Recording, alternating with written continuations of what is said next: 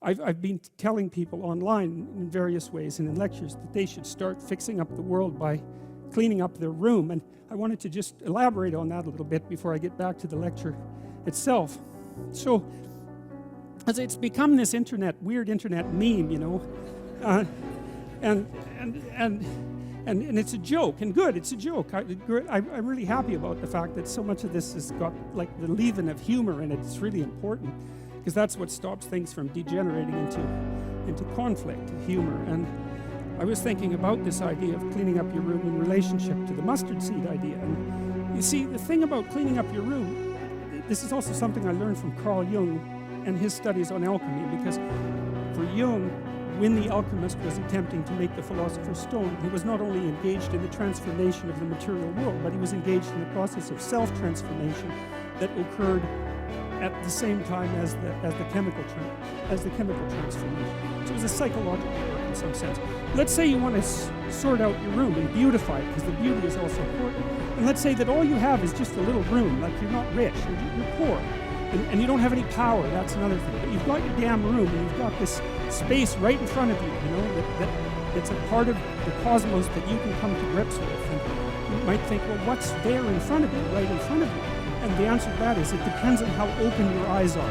That's the proper answer, because you could say, and William Blake said this, for example, and Aldous Huxley made comments that were very similar, that in a transcendent state you can see infinity in the finite. And you might say, well, you can see infinity in what you have within your grasp if you look, and you could say maybe that's the case with your room. And so you want to clean up your room. Well, okay, how do you do that exactly? Well, a room is a place to sleep. And so if you set your room up properly, then you figure out how to sleep and when you should sleep and how you should sleep. And then you figure out when you should wake up. And then you figure out, well, what clothes you should wear, because they have to be arranged properly in your dresser. And then you have to have some place to put your clothes. And if you're going to have some clothes, you have to figure out what you're going to wear those clothes to do, right? And then that means you have to figure out what you're going to do. And then your room has to serve that purpose, because otherwise it isn't set up properly. And if it doesn't serve your purposes, you will be unhappy and not happy in the room, because the way that we perceive the world is as a place to move from point A to point B in. And then if the place that we're in facilitates that movement, then we're happy to be there. And if the place that we're in serves as an obstacle to that movement, then we're unhappy to be there. And so what it means to set up your room is that you have to have somewhere to go that's worthwhile, or you can't set up your room, and then your room has to be set up to facilitate that. And then the next thing is, well, maybe you have to make it beautiful. But that's not easy, right? That means you have to have some taste. And that doesn't mean you have to have money. It doesn't, because you can be garish with money, and you can be tasteful with nothing.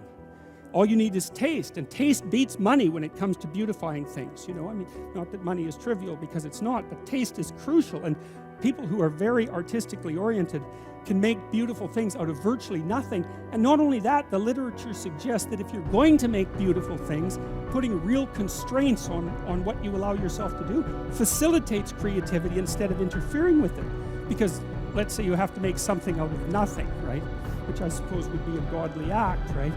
You have to make something out of nothing. You have to be creative in order to do that.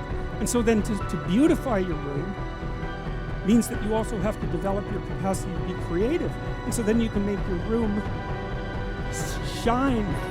But then what will happen is that if your family isn't together, they will interfere with that. You'll interfere with that, because you won't have the discipline to do it properly. But then when you start building this little microcosm of perfection with what you have at hand, then it'll evoke all the pathologies of everyone in your household. They'll wonder what the hell you're up to in there. And they won't necessarily be happy, because if they're in a lowly place, let's say, and so are you, and you're trying to move out of that, then the higher you move out of that, the more the place they're in looks bad. And you might say, well, what they should do is celebrate your victory over chaos and evil, but that isn't what will happen. What will happen instead is that they will attempt to pull you back down. They'll attempt to, and I mean, obviously all families don't do that, but all families do that to some degree, and some families do almost nothing but that. And so what that means is that if you're going to organize your room, then you're going to have to confront the devils in your house, and that's often a terrifying thing, because some of those devils have have lineages that go back many, many, many generations. And God only knows what you have to struggle with in order to overcome that. And so to sort yourself out and to fix up your room is a non-trivial matter, you know.